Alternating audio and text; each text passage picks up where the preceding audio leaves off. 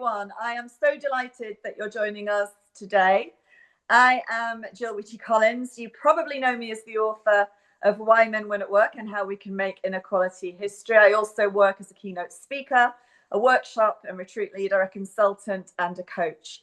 It's International Women's Day on Sunday, so we wanted to do something for women because, let's face it, the world is not doing much for us at the moment. And I am launching a new book, the How to Win at Work book. Why have I written another book? Because women are not winning at work, and I want to change that. As I always say, we are 50% of the world's population, intelligence, competence, leadership capability, but we are only 10% of its leadership. So my goal is very simple. I want women to have the 50% representation in the workplace that we deserve. And my contribution to help is the How to Win at Work book. It's an empowering career guide for today's working women, and it tackles all the invisible forces and barriers that hold women back in the workplace. It brings together everything that I know about how to overcome these forces, these barriers, all the insights, strategies, action plans, and exercises that I share in my keynotes and workshops and coaching sessions. I wish that I could coach and work with every single woman on the planet, and I am trying to get to as many as I can. But just in case I don't get to you, then all of the career advice is now in here. So I'll be sharing some of my career tips from the book today, but more excitingly, I've invited some very special guests to share the best career advice that they've ever had, the best career advice that they've got to give with you. There are some top experts working in the field with us here today, so I know you're going to get to some absolutely golden how to win at work tips from them. So without further ado, let me introduce you to my first very special guest. She has contributed hugely also to the book with her wisdom. She is Geeta Sidhu-Rob. She is the CEO and founder of WCORE, who do fantastic work with organizations to get them into shape on the equality and diversity front. Hello, Geeta. Thank you so much for being here. Jill, thank you for this monster undertaking. I love that you've got a new book coming out. Thank you. Thank you. So tell us, Geeta, of all the wise things that you know, what's your number one? What's your number one career tip that you want to share with everyone here today? I think that awareness, it's always a balance, isn't it? With what we try and do at WCORP is to make your workplace more efficient and effective so women can bring their biology to work, which is a very core, basic, simple concept. Like if somebody has a wheelchair, you don't say you can take your wheelchair up to the door and then could you possibly drag your way through the rest of the building? You wouldn't do that. We're women, we are forced to actually not be women at work because we don't measure productivity, we measure presence at work in a completely male-dominated environment, and we say this all the time. So firstly, creating a situation where WCORP enables you to understand how easy it is to create productivity-based jobs and workplaces. On the other hand, there's also getting women to have the information and understanding of what menopause means for them and is going to mean for them. Because as you know, we only invented menopause, was it about 4 years ago? I think I'm pretty sure we didn't have it before. So I had to listen to a man say, some women go through perimenopause. And I'm like, babe, no. 100% of women go through perimenopause. And can a woman tell you about it instead? So if we understand that we start perimenopause around 35 and we tend to hit menopause around 51 to 55, we need to understand and have all the tools that we need to make our life bearable and livable in that time, because it's the single biggest metabolic upheaval any woman is ever going to go through. Everything will change. What can you do to help yourself get there? Sane, effective, still married if that's what you're doing, and still with your job if that's what you have. And honestly, both of those things should work together to make a better functioning world in which women, as 50% of the population, get to make the choices that they need to have power in their own and agency in their own lives. It's so that, isn't it? Thank you, Gita. It's that power, and it's that being forewarned and forearmed. And obviously not everyone on the call is going to be near menopause and not thinking about it yet. And I would highly recommend put it off as long as you can. But I think it's a broader thing, actually. I know that when I was a young woman and a young career woman, there were so many things that I thought, oh, that doesn't happen to me. I don't get that. That doesn't bother me. And I really wish now that I'd had my eyes and ears open and I was studying and listening to older women about their experiences, because I would have been so much more prepared for all of this Well, when it actually happens. yes and no, but that generation wasn't even allowed to talk about it. So I don't think you can even think that, because our mothers' generations, nobody was listening. So who were they going to talk to? They kind of talked to each other and suffered in silence. We're just not a generation that wants to suffer in silence. But if you think you're starting at 35, there is almost so few people that are in upper management and having impact and effect in their workplaces that aren't going through some symptom of perimenopause. We have the community of 80,000 women that will give you up to 72 symptoms, which is brutal, right? 72 symptoms without a cookie cutter solution. Your solution has to be personalized. So just think of it as a gift from Mother Nature to put yourself first. A gift, and it's a gift from you. I think what I would say to everyone generally is not just being prepared for this, but being prepared for all the things that are going to happen in your career in the future, because it just gets, if all these career issues that we're going to talk about today haven't hit you yet, if you carry on in your career, I promise you, my love, they will. So I think it's just that general, forewarned is forearmed, I think. Thank you so much, Geeta. I am going to go now to Sophie Devonshire. She is the CEO of the Marketing Society and an author in her own right. She's the author of Superfast Lead at Speed, and has had a incredible career and incredible impact. So Sophie, we would love to hear from you about your biggest career advice, and thank you so much for being here. Thank you for asking me. I think it's a brilliant idea to learn from each other to speed up our success. And the book, I know, will be brilliant too. So, best bit of advice, Gill, that I received was a number of years ago when I was suffering from overwhelmitis. I think it's quite a common disease. There's a bit of a pandemic and going on at the moment. But if you are ambitious, you want to do a lot of things. And a very good friend said to me, Sophie, darling, you can do anything. And I was like, yeah, great, thanks. You can do anything, but you can't do everything. And this is the most important and critical piece of advice for anyone who wants to lead at work, anyone who wants to just survive, not just, and to thrive. And especially for women, because we are so often asked to do so many things, and we want to do so many things personally, professionally, and make it all happen. But we have to curate and edit and make choices about it all, because no matter how much we want to, and no matter how efficient we are, we cannot do everything. So the other bit of advice was also about understanding when you're juggling all those balls, which ones are rubber, which ones are glass. So making sure you don't drop the glass ones. If you're a director in a company, you don't want to do things that are going to get you fired and sent to prison. Your family is pretty important to you, things like that. Other things, accept imperfection and remember that you cannot do everything everywhere all at once.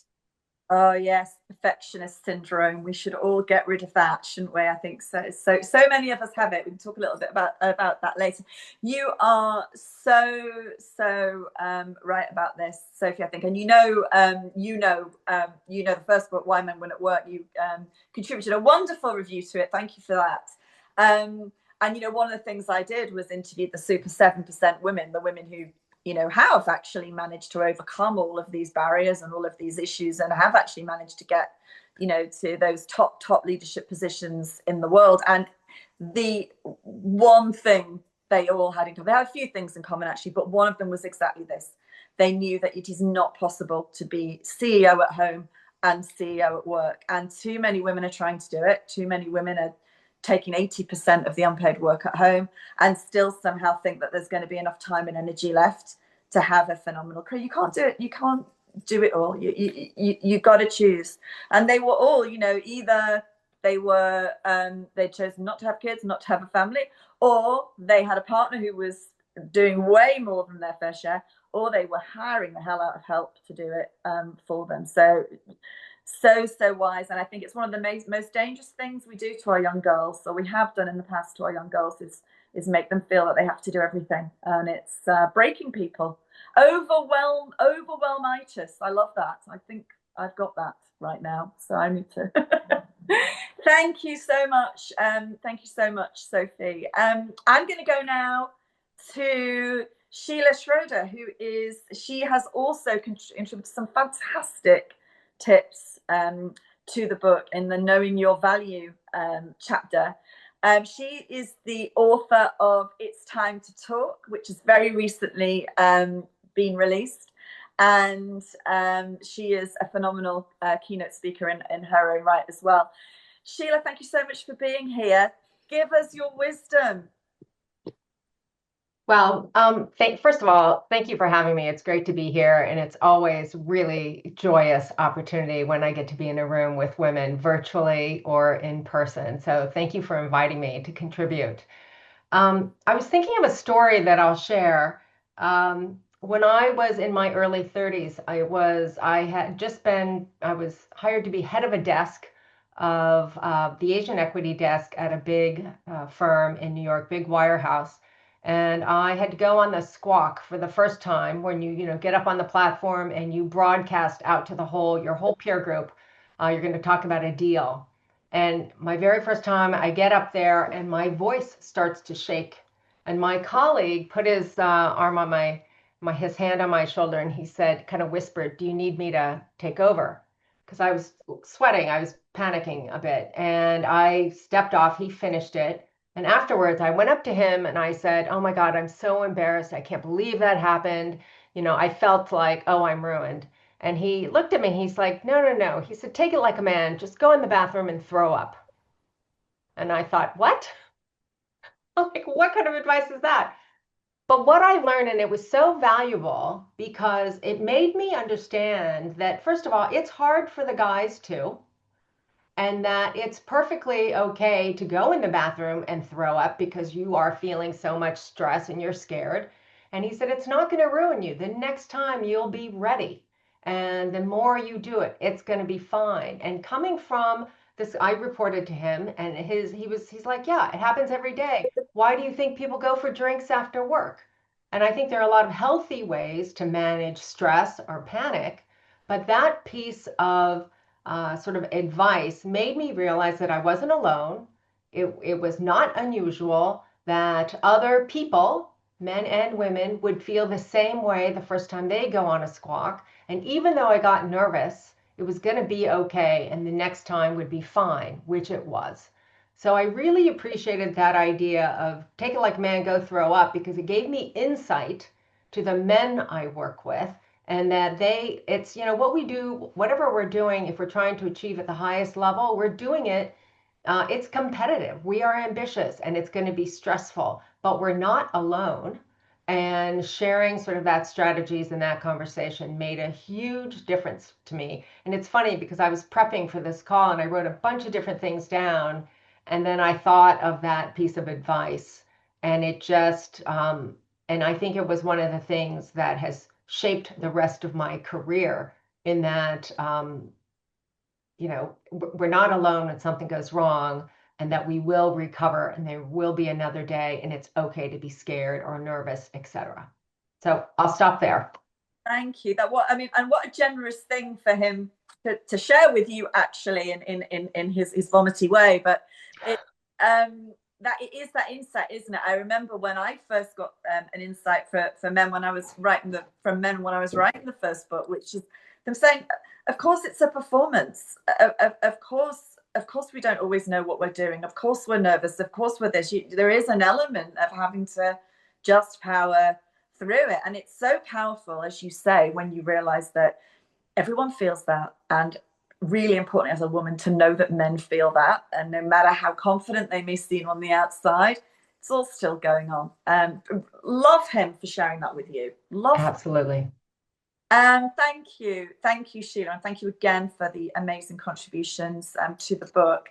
I'm going to go now to our mutual friend, Britt Lindner, who has a fantastic quote in the book. She's co-founder of Ensor Partners and another absolute force of nature. Britt, thank you for being here. Give us your best career advice.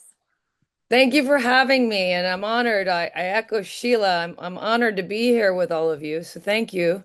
I look forward to meeting you all in person. Just quickly, Sophie, I agree. I heard what you said, and my business partner always says perfection is the enemy of good. So I think about that all the time. And Sheila's story, I think I know what boss that was because we worked together. She was my first boss and taught me everything I know. And what I have to say or contribute is similar to what Sheila said, which is about fear. So if I were to simplify it, my number one career tip is to get comfortable being uncomfortable. And I still am after 30 straight years of working because we're all fearful sometimes. And if people don't admit that, I don't think they're being honest. It's completely normal. I just got back from a 2-week business trip in the US. And I was full of dread and anxiety because I was worried. You're worried you're going to say something stupid or incorrect, but that's normal. So very often I find fear is simply a signal that you're about to grow. And growing is so important. The day you stop growing is the day you start dying. My mother taught me that one. She was an entrepreneur and stopped when she was about 40. And she said, don't do it. Don't make the mistake I made. So I work because I like to be engaged. I like to learn. I like to be curious. So just on that, and then I'll stop. But many of the best opportunities in my whole career came from doing things that felt slightly intimidating and still do.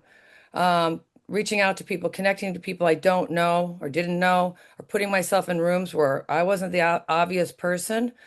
And again, I still screw up. I might say something incorrect, and that's okay. You learn, and it's in those uncomfortable moments is really where the real growth happens. And kind of in summary, what I've learned is the opportunities in your life are often created by that person, you, that's willing to step forward. Many people assume that they're being already taken, but they're not. They're often really not.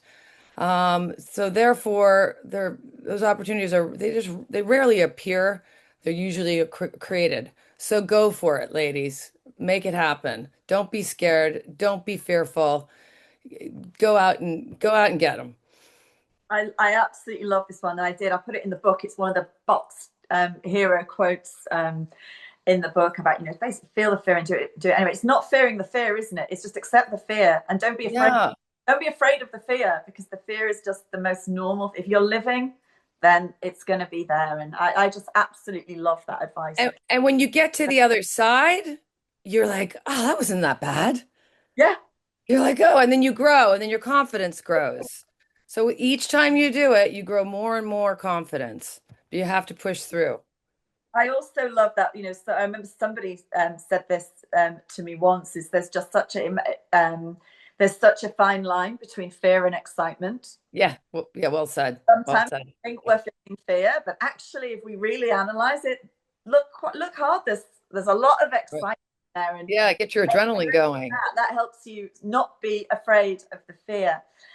Before I go to thank you, Britt, before I go to my next very special guest, I want to chip in one of the people who can't be here today. She would love to be here, but she is actually in the US in a frantic book launch phase herself, and that is Helen Tupper. She is co-author of, amongst other things, the bestsellers The Squiggly Career, and most recently Learn Like a Lobster, which went to the top of the nonfiction bestseller list last week. And it was an instant answer when I asked her the best career advice she'd ever had. And she said, speak what you seek until you see what you said, is the quote. And what she means by that is, if it's something you want for yourself, for your career, get it out of your head, get it out of here and get it out there. Because once you get it out there, it does two things. Firstly, it builds your commitment to it because you've said it. by saying it out loud to yourself and to everyone else, you built your commitment to it and you are much, much more likely to do it. But secondly, it means other people can find ways to help you. If it's in your head and you haven't spoken it, no one knows to help you. As soon as you say it, as soon as you have that courage to say it, put yourself out there, suddenly the help will start coming. It may not come in that exact conversation, it may not come the next day, but over time, people know you've spoken it. They know, and they will find ways to help you. So I thought that was brilliant advice, and huge continued luck to Helen and Sarah with the magnificent Learn Like a Lobster. Hey, Jill, I'm going to be naughty because I have to jump off to run to a meeting, as you know, quickly. I have one last quick tip. So really, and it's an obvious one. I write handwritten thank you letters all the time. I keep stationery in my bag, and it makes the biggest difference in a digital world. Write handwritten thank you to your clients, etc.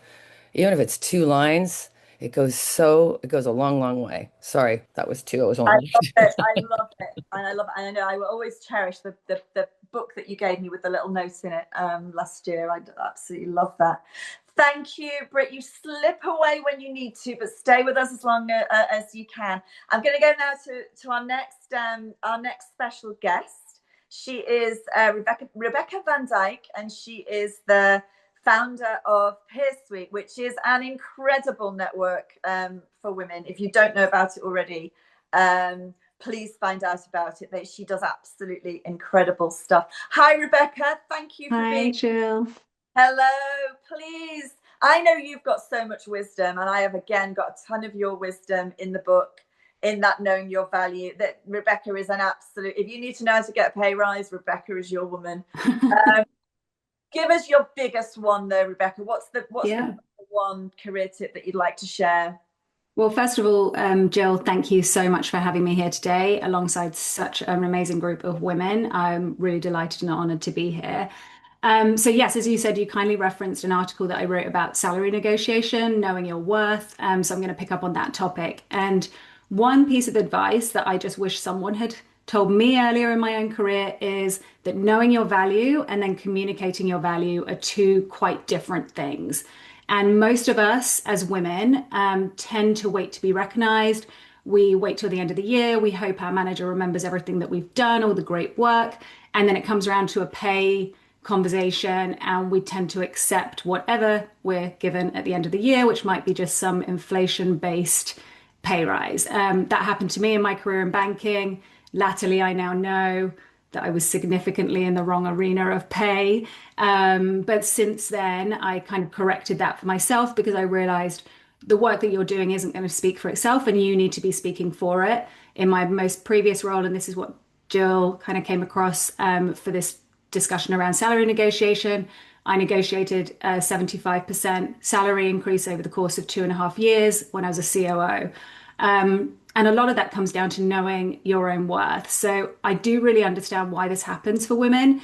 It's quite uncomfortable to talk about money. It's quite uncomfortable to talk about why we think we're so brilliant.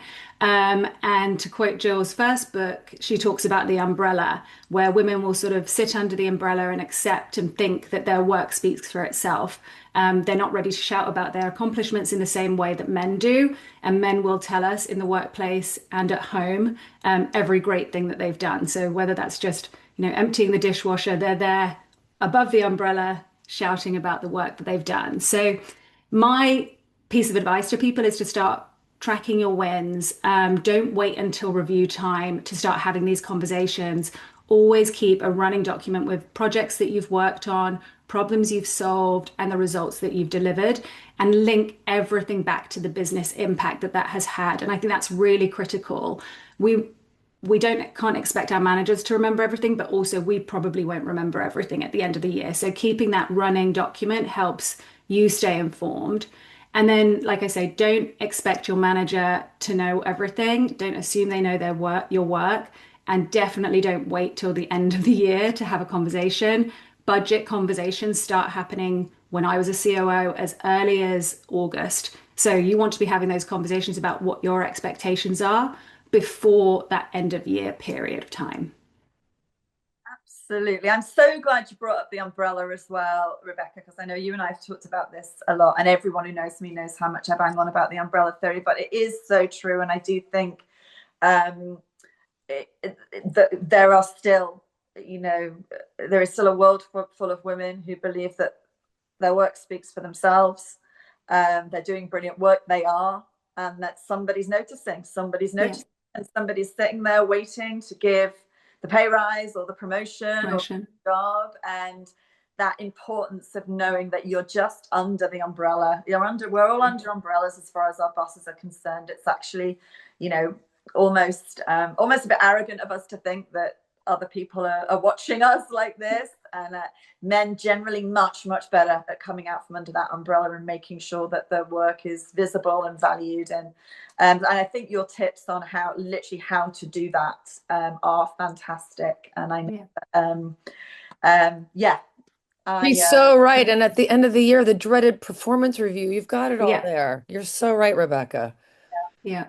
Don't wait until the end of the year. Yeah. Do it through the year. Step up and sort of talk about our accomplishments. And as you said, Jill, the managers are so busy themselves. When I was managing several teams, you can't possibly know the intricacies of every piece of work that someone's doing. As much as you try to, you can't always know that. So I think it's about us advocating for ourselves and speaking for ourselves.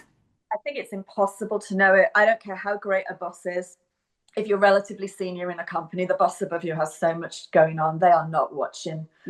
Doing. I think when we're more junior, maybe, but you get to a point where it's just there's no way. And I always say, come out of the umbrella. 10% of your working time minimum, you should be coming out of the umbrella, making yourself visible with the boss. And I know, and especially now at my age, Rebecca, I can tell you, chances of me remembering all of the things I've done, zero. So if I was back now 15 years ago, I'd have that notebook you talk about. I'd be writing down every single blooming amazing thing that I'd done. So thank you so much for that tip.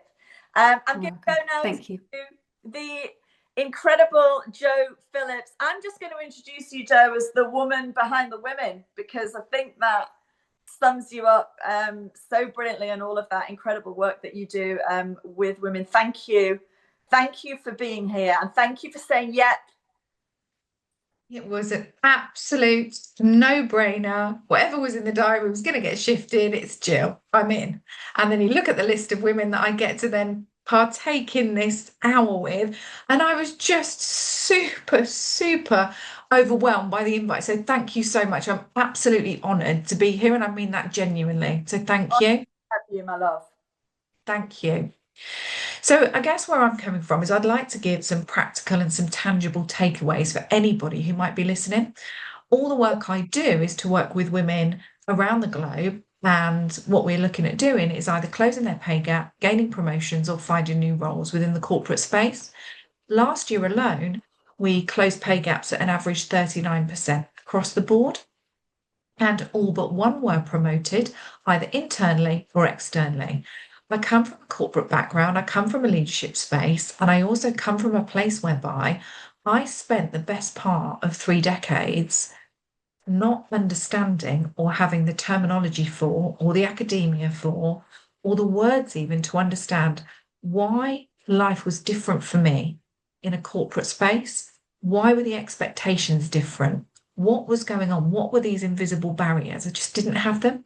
And 5 years ago, and actually the one behind the women had kept me up for 15 years, I couldn't fall asleep at night without thinking, how can I make sure that other women don't have to go through what I go through? If I'm going through it, others must be.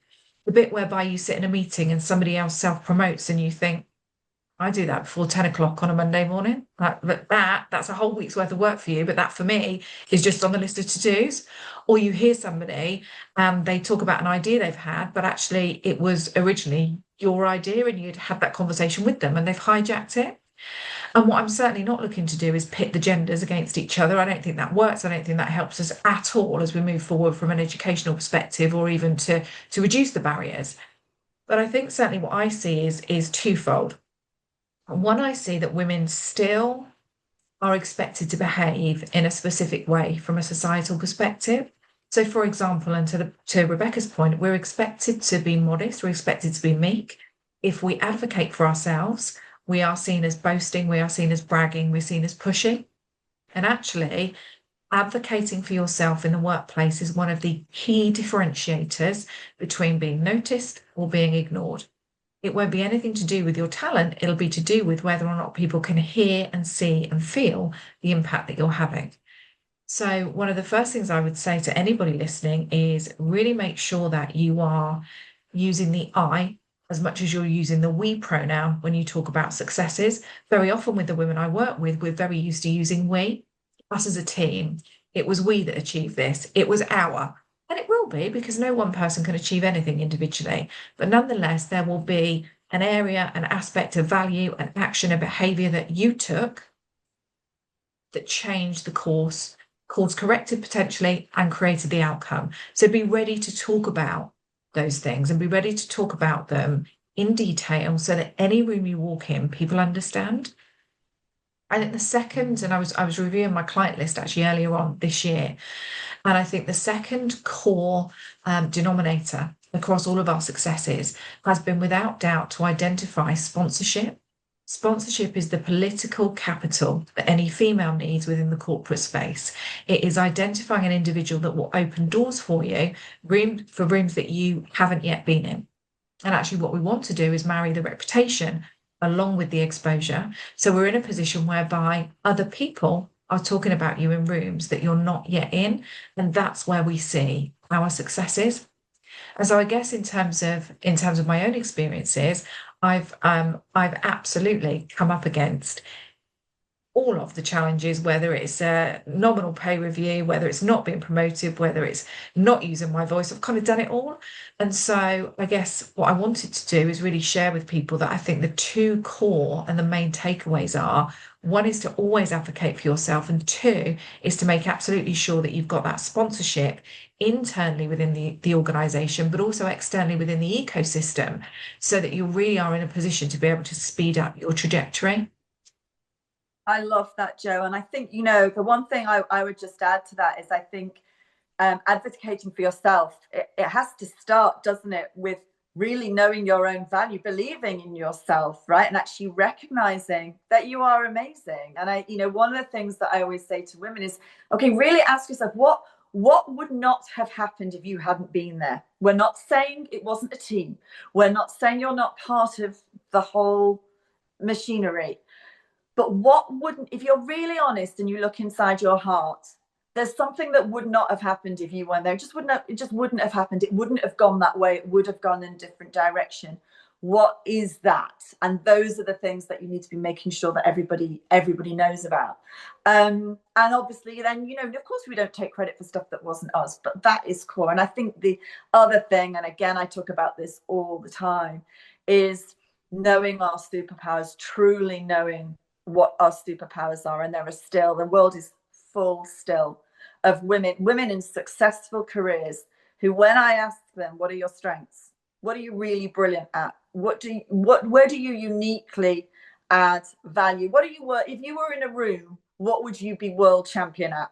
Pretty much whatever room you're in. And there are far too few women who can answer that question. And that is a huge part of the work that I do, is helping women to find those superpowers, because until you know that, you take for granted the amazingness that you're bringing because it's obvious to you. So knowing that, and then that enables you to be able to advocate for yourself in a really compelling way that's truly grounded in that genuine, confident core of knowing that, I'm not good at everything, but you know what?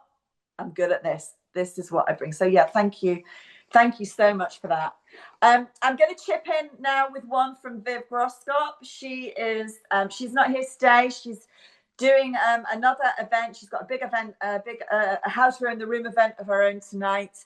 Viv is the author and host of How to Own the Room, among many other things. She's written a ton of brilliant books. She's written radio plays. She's phenomenal. And I asked her for her best tip, and she has quoted Marcel Dargy-Smith, who was editor of Cosmopolitan in the 1980s and 90s, with the quote, "Manage your morale." Simple as that. Manage your morale. Literally just every day checking in on yourself. How am I feeling? Where's my motivation? Do I feel good about myself? Mediocre about myself? Terrible about myself? High energy, low energy? Where am I on the scale?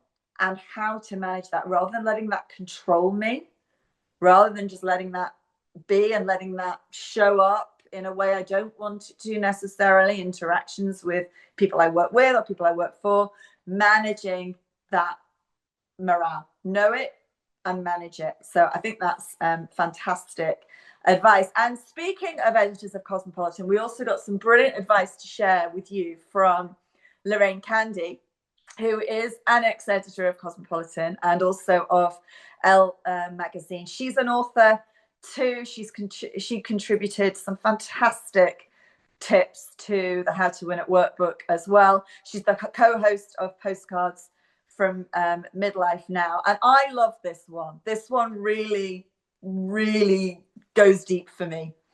She said to me, please share with everyone. Remember, it is statistically impossible for everyone to like you. So step away from that belief, just stick to your core values and you will be fine.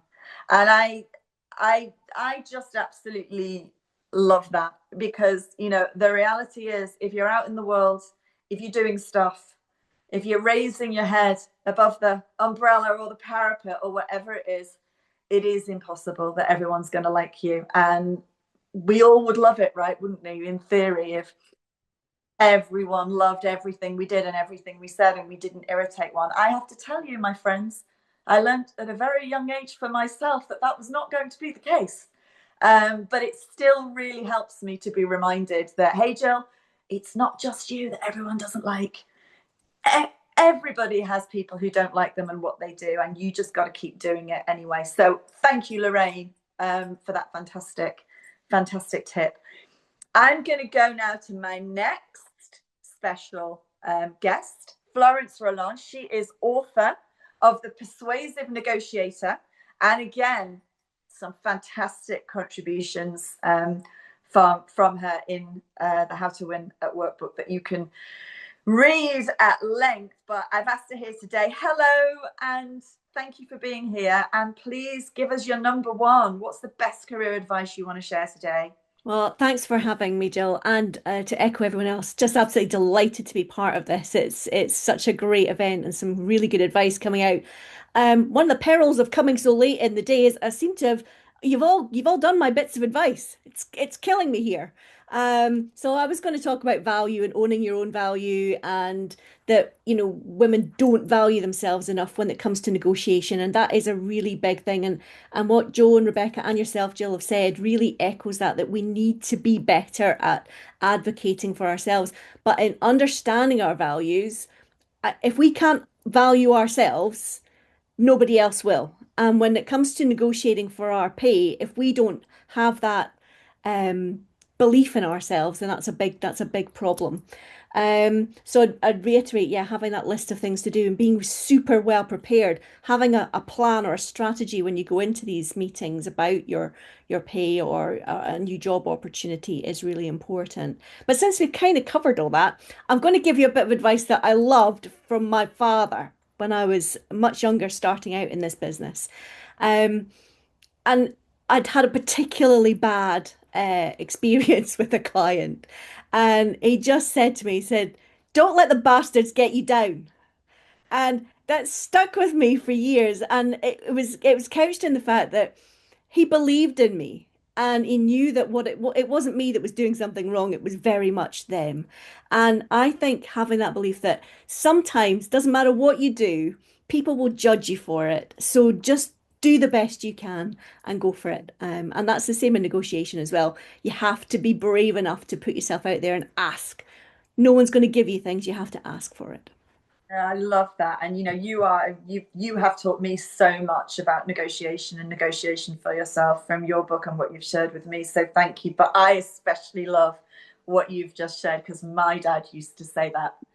My dad used to say that, and it's so powerful, isn't it? It's made me a little bit emotional now. Thank you. Yeah. You're here. I hope she's arrived, because my next guest on the list is Harriet Wally Cohen. Harriet, are you here? Hi, Jill. I'm absolutely Hello, here. It's been fantastic to listen to everyone who I managed to hear's tips, and congratulations and thank you for the amazing work that you do for women. Um, I want to start by sharing that 1% of men, according to research, 1% of men receive negative feedback in their formal performance reviews on their communication styles, and it is 66% of women. And the message I want to give everybody watching is that when you receive feedback, formally or informally, it's okay to question whether it's true. When you receive so-called constructive feedback, if it's something to do with something that could relate to negative gender stereotyping that the other person may or may not be aware of, push back. It's all right to call out the systems. It's all right. It's more than all right. I give everyone full permission to push back against systemic factors that are holding back your career because you are being judged through a lens that no man is going to be judged by. I remember I spent 10 years working in investments as a graduate. I remember receiving formal performance, reviews about the type of suits that I wore. And I can tell you that no man, with no graduate, no other man in the entire company ever really received, even the ones that came in and their suits were, and shirts were covered in stains and weren't ironed and all this, that kind of thing. And I was sometimes receiving feedback, or your skirt's a little bit too short, or you look wrong, and all this kind of thing. So I think push back against the systemic factors and where you might being unfairly pushed down that actually are nothing to do with you, and you don't have to accept some of the feedback that you receive that might be put down formally. And I also, through all of the many hundreds, if not thousands, of women that have been through my leadership programs and through my talks, is to remember who the bleep you are the minute you wake up in the morning, as you walk into the office. Don't allow your inner critic, don't allow your worries to get the better of you and influence your behavior as you go in. Don't walk into the office as an apology. Walk in as an absolute queen. And if that means, and this is something that I've coached lots of women to do, that you need to write a document that reminds you of who you are, your strengths, your achievements, everything that you bring to the table, your values, all of that, and then walk in as that woman, show up to every meeting as that woman. It will stop you from people pleasing, from accepting criticism that isn't yours, from holding yourself back, from not speaking up, from not challenging people who speak over you, all of those sorts of things. So I think those would be, I know you said one piece of advice, but it's International Women's Day and it's your launch. So bonus, let's have two pieces of advice. They were all linked, and it's absolutely brilliant. And I always say to the women I coach, once they know their top 10 superpowers, once they know what's amazing about them, I say literally you should have them. They need to be in front of you every day, every situation. You always go back to them. If you feel wobbly, the answer will be in there. If you need strength, the answer will be only, hey, it's the year of the horse this year. Step into that power. I absolutely love that. I hope you saw how much love you're getting in this chat, Harriet. I hope you saw that. It's absolutely fantastic to see you here. I'm going to go now to another one of my partners in crime, Olga Cassidy. She's my partner on our Transform Women in Leadership program. In the Middle East. She's in Dubai right now, so extra special thanks, Olga, for taking the time for us today. I hope it's a bit of a distraction for you. Hello, Olga. Hi, Jill, and hi, ladies, again.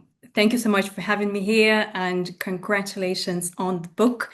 I cannot wait to read it, so we'll sign the copy for me once we meet. So, ladies, as I was listening to you, I've prepared one piece of advice, which I will share in a moment, but what emerged for me as a beginning towards my initial advice was through what you were all saying. And Rebecca Florence in particular mentioned value. So I wanted to talk about values, right?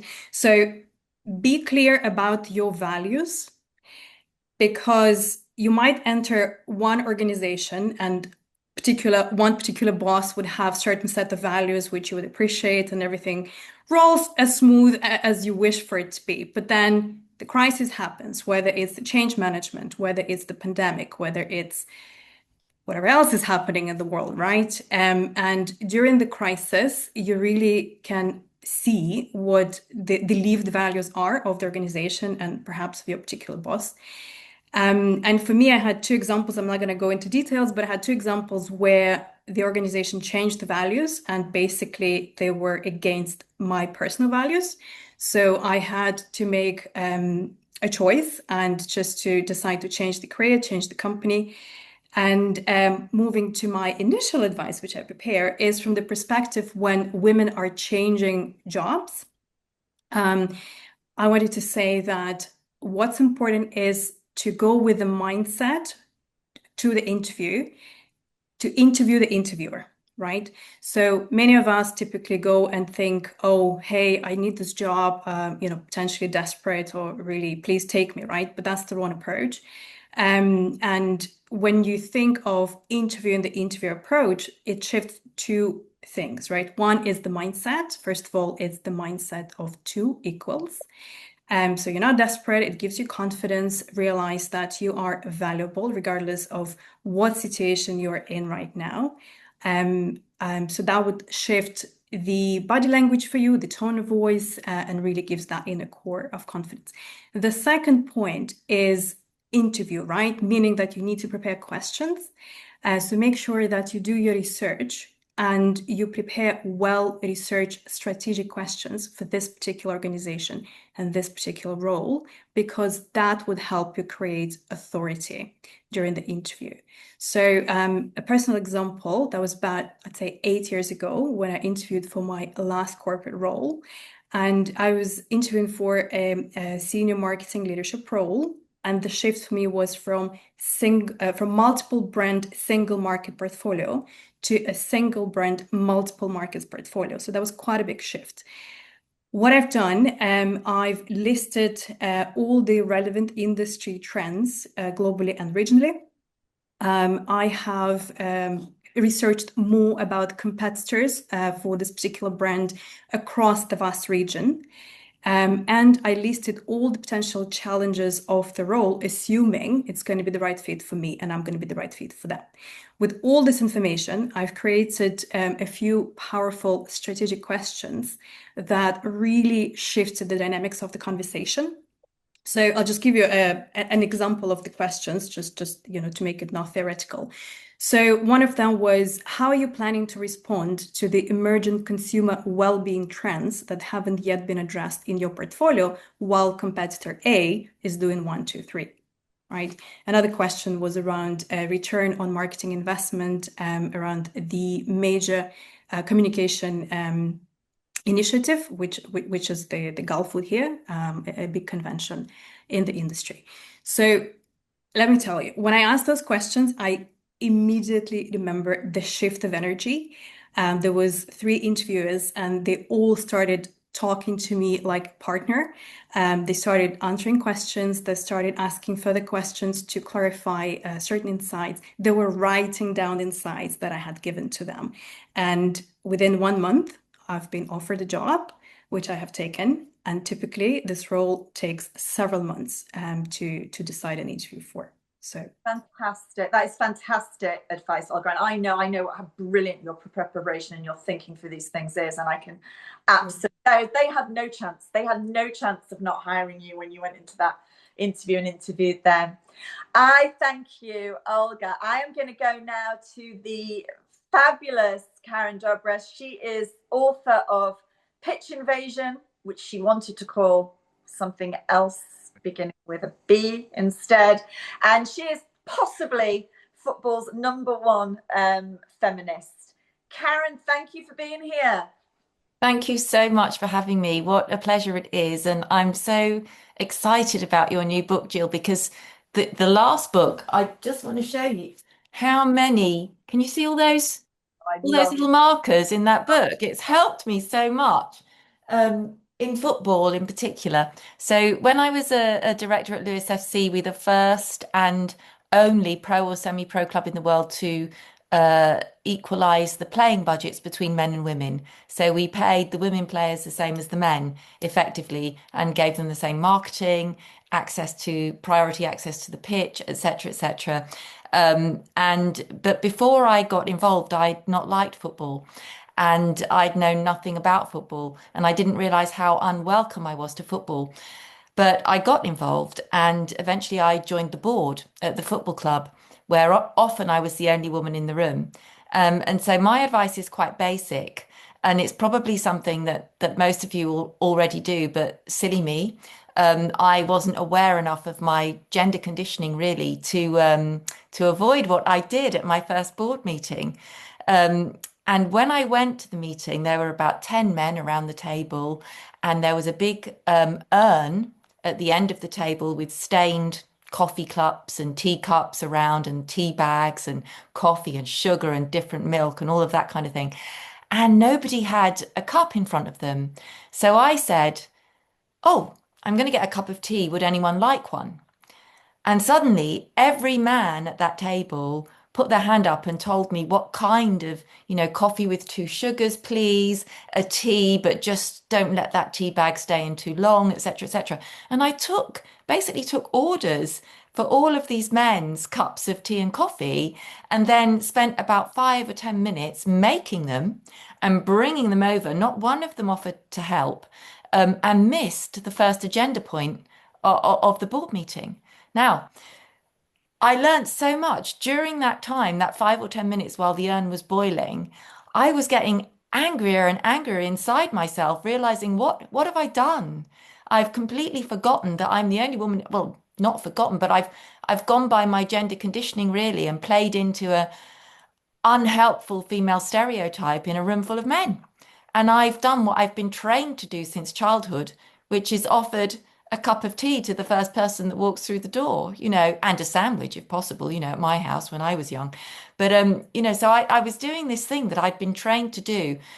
But it was so inappropriate for, especially at a football club where we were changing the world through gender equality.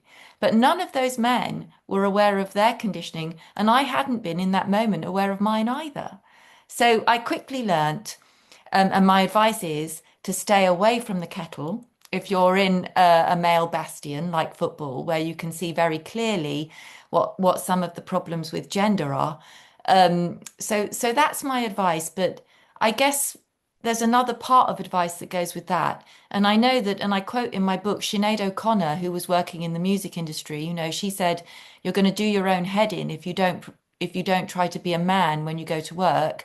And we don't want to do that. We really want to be ourselves.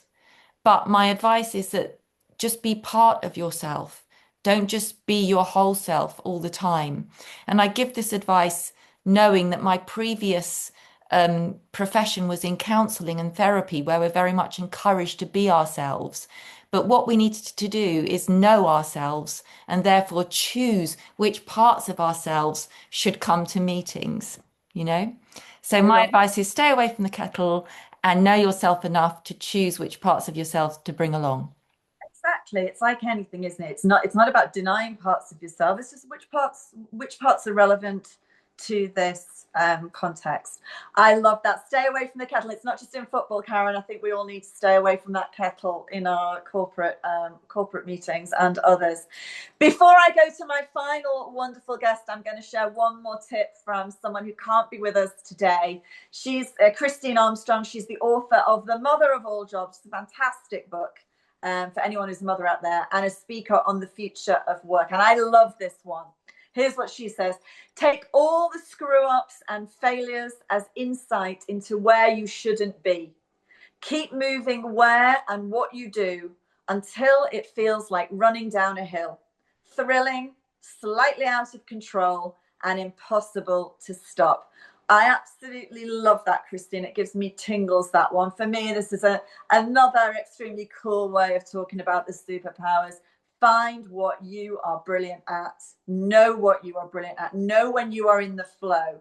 know when you are loving it and do that. Go to a place where you can do that, and you are going to be so much more successful. You're going to do things quicker, better, and that's how you're really going to impress everyone else. And frankly, that is how you're going to really enjoy yourself at work and in your life. I'm gonna go then to, this is a sad moment, my very last special guest of the day, which is Georgina Vaughan. She's my partner on the Career Women's Retreat, which we are running in June, which we are very, very excited about. Georgina, thank you so much for being here. I know you've got a lot of wisdom, my friend. Tell us what you want to share today. Yeah, thank you so much for inviting me. This has been fantastic and a privilege to be with such formidable women. I've written down so much. It's been a proper little coaching session this afternoon.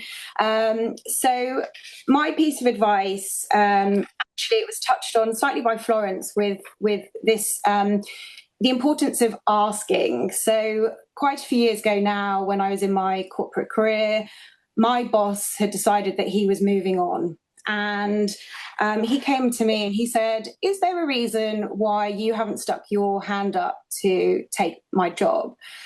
And I said, well, I kind of assumed that I would probably get the job because I've done really well and I've always been a high achiever. And, I assumed I would have been recognized for that and given the role. And he said to me, look, they want you to ask for it. And if you don't go and ask for this job, you're not going to get it. And they're going to start interviewing external candidates. And it was just the biggest aha moment for me, because without that, I wouldn't have asked for the job. I wouldn't have got the job. I would have sat there wondering, well, why didn't I get the job? Why has somebody else come in over me? And so I went and I asked for it and I got it. And I took that advice with me then throughout the rest of my career, which was I was always the one pushing, asking, and putting myself out there, even though it felt uncomfortable at times to have that conversation. So for me, that was the best piece of advice. It came from a man who was still really, really good friends with today. And it was priceless, actually. It's brilliant advice, Georgia. And I can tell everyone from knowing you, you have such a fantastic way of asking, which is really nice and in no way irritating. And I've learned so much from you about how you do that. But you absolutely do. You always ask, and you are so right. And if I think back over my life, less so recently, but for early part of my career, I definitely did not ask enough, and I assumed I would get so wrong. So it's brilliant career tip. Now, everyone, we are close to the end. I did have another career tip that I was going to share with you, but we've run out of time. So you want the more career tips, you're gonna just have to get the book. But there are tons in there. There are tons in there from me, and a lot from the people you've heard from today as well, and everything, all the things that you are facing. There is advice and there are exercises to help you overcome them and basically coach yourself through it. I want to thank you all for being here. I hope you did get some How to Win at Work gold from our special guest. This was our International Women's Day gift to you. So I hope that you did get some gifts in there. I want to thank all of my special guests. You are wonderful. Thank you for sharing your career wisdom and your time so generously with everyone. My goal is very simple. My goal is that one day you will all be one of the women in a room of leaders that is 50% women. And I hope that this session has helped you with something to get you there. I hope that this book will help you. Have a great rest of day. And please do keep in touch. You know where I am. You know where we are. Thank you all so much for joining. Happy International Women's Day. Yay. Absolutely.